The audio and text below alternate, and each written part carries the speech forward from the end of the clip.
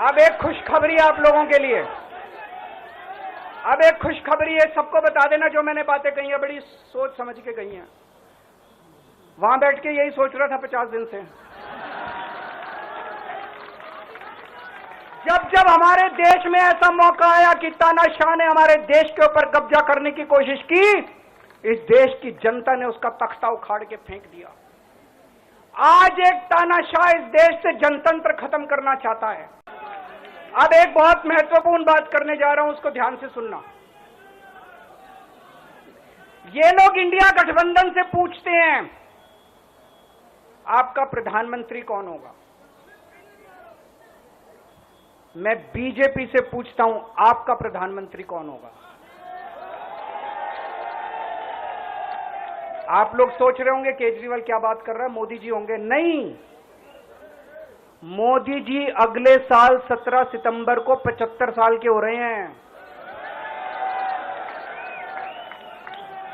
BJP के अंदर मोदी जी ने 2014 में मोदी जी ने खुद ने रूल बनाया था कि बीजेपी के अंदर जो भी 75 साल का होगा उसको रिटायर कर दिया जाएगा।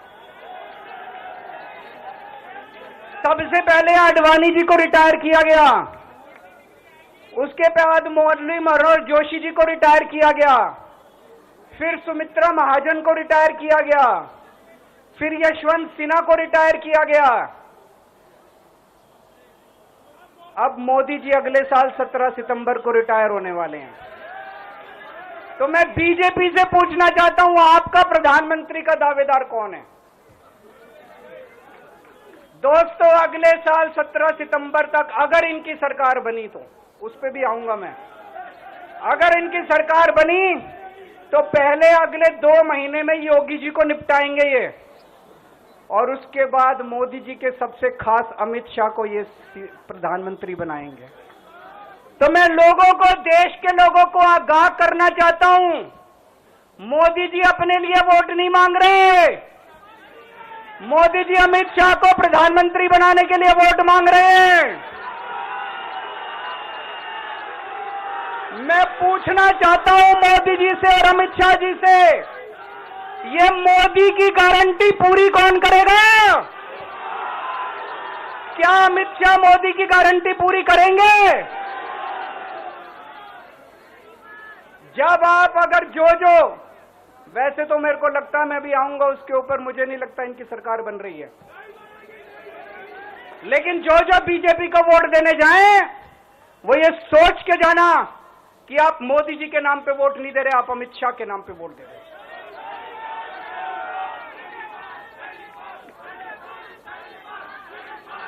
अब एक खुशखबरी आप लोगों के लिए, अब एक खुशखबरी है, सबको बता देना जो मैंने बातें कही हैं बड़ी सोच समझ के कही हैं। वहां बैठ के यही सोच रहा था 50 दिन से।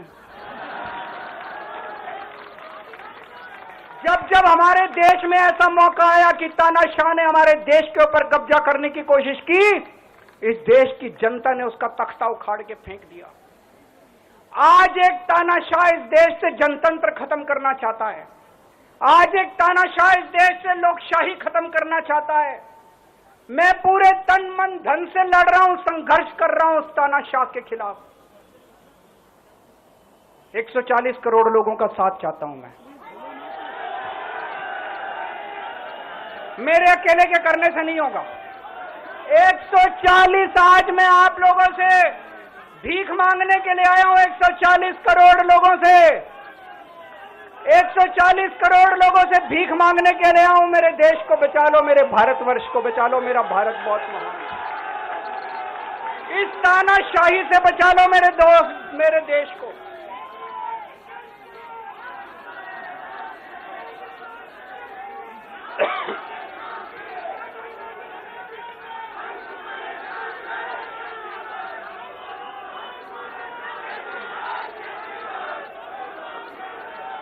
मैं सुप्रीम कोर्ट का बहुत बहुत शुक्रिया अदा करना चाहता हूं। उन्होंने 21 दिन दिए हैं, एक एक दिन में 24 घंटे हैं। मैं एक दिन में 24 में से 36 घंटे काम करूंगा, पूरे देश भर में घूमूंगा इस तानाशाही को रोकने के लिए। दोस्तों, जितनी मेरे अंदर ताकत है, मेरा सब कुछ कुर्बान है देश के लिए।